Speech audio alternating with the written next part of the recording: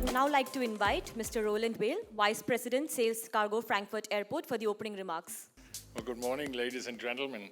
It's always a pleasure to be here. December 5 is my day in India and my day with the automotive supply chain management and the participants here in the automotive industry. What I want to do today, give you a little update on what is happening in Frankfurt these days. Frankfurt being the largest cargo gateway in Europe. So I want to keep you updated on the growth that is happening there and the trends that are happening there. I have with me Joachim von Winning, who is our Director Cargo Partnerships, who will be talking to you in the afternoon about what we do in this regard. And I'm also looking forward to productive discussions. I'm hearing mixed opinions of members of the automotive supply chain. Some are enjoying growth. Some are seeing slight downward trends. So it's really mixed messages. And for us as an airport operator, of course, it's interesting to see how you see it and to hear it right from the partners locally in this country. What is going on in Frankfurt? We have enjoyed approximately 8% growth in cargo volumes in the current year compared to when I was here last year. So we are happy with that. It was a bumpy ride the years before, of course, with the maximum cargo loads we saw during the COVID-19 period when everybody was shipping personal protection equipment through the European gateways and vaccines. We saw the traffic coming here from the Serum Institute in big numbers going via Europe to the world. But we are back on track. We are back to a normal growth over the next years. We are looking at a 4% steady growth of cargo traffic via Frankfurt. What's going on at the airport as such, we a couple of years ago decided that our airport is not big enough, it's not large enough, both for passengers and cargo.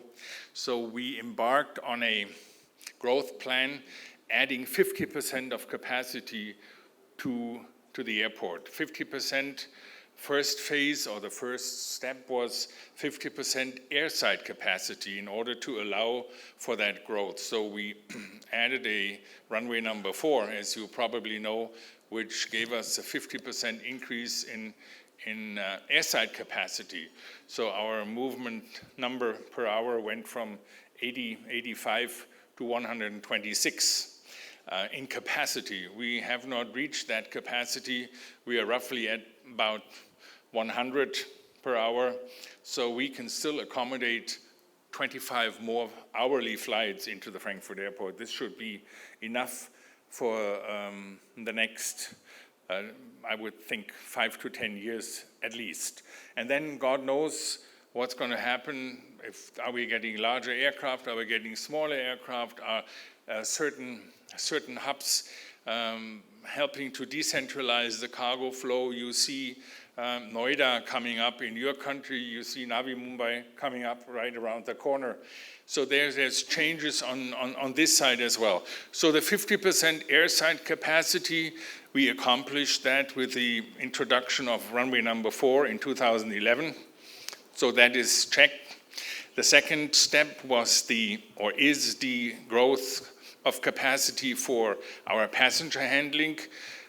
This is how we see the next coming years. We are seeing, as I mentioned, a continuous growth both on passenger and cargo side. So we are building a terminal number 3, which helps us to grow the passenger capacity by 50%. That terminal is under construction as we speak, and it is going live in the summer schedule of 2026. So that is around the corner. And again, so the landside capacity for passengers has been added, and the duty is almost complete. The third leg is the cargo, warehousing capacity movements growth. So with the what we call a cargo master plan, but the word is if I use the word cargo plan, it sounds like we haven't had a plan before. But it's again the 50% growth on the cargo side. We're adding warehouses, we're adding airside facilities, we're adding landside facilities over the next 10, 15 years, slowly but steadily. So for those of you who are looking for warehouse space in Frankfurt, for those forwarders, for those integrators, for those airlines, this is the signal then to get in touch with us in order to start the discussion on warehouse demand, because we are only building additional warehouses if we have contracts. So we are not trying to just build it for the sake of building it and then having idle capacity sitting there. But once we have a fruitful discussion with those interested in facilities, then we will go into detail and start the discussion on how big, how fast, one after the other. So this is it's a process, it's a steady process. But the signal to the industry is 50% growth of cargo capacity at the Frankfurt Airport. When I'm looking at India, of course we have the merger or acquisition of India and Vistara. We are looking very much forward to that. What will come out of that? I had discussions with the management of Air India.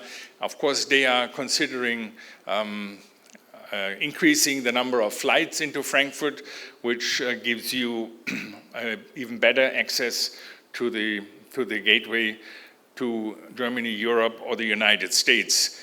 We have Lufthansa that have added capacity into India, which is more on a decentralized, but also into cities that are enjoying automotive factories or assembly plants. So that goes hand in hand. And of course, we have those carriers that are offering services via their hubs like the Middle East, being it a Qatar or being it a Saudi or being it an Emirates or an Etihad. So there is numerous options of air freight into Europe. The last thing that I'm still trying to do is to see if we can access the Pune Airport here with freighter services from Frankfurt. This is near and dear to my heart, and I'm still trying to find an airline that is willing to operate into your airport here. There is some restrictions on the weight and the size of the aircraft, so it is only to be a 767 freighter and nothing larger because of the construction of the runway and the aircraft weight it can handle. So all this together, I'm interested in hearing what you think. I'm really looking forward to the discussions throughout the day, and I'm wishing all of us here a successful day. I'm here since the first edition of this event, and it's always benefiting me very much to learn from the expertise that is in this room, and to use that to optimize our strategy in and out of India to be a partner of the automotive supply chain here in the country. Again, welcome to Pune today, and wish us all a successful day. And again, thanks for joining. Thank you.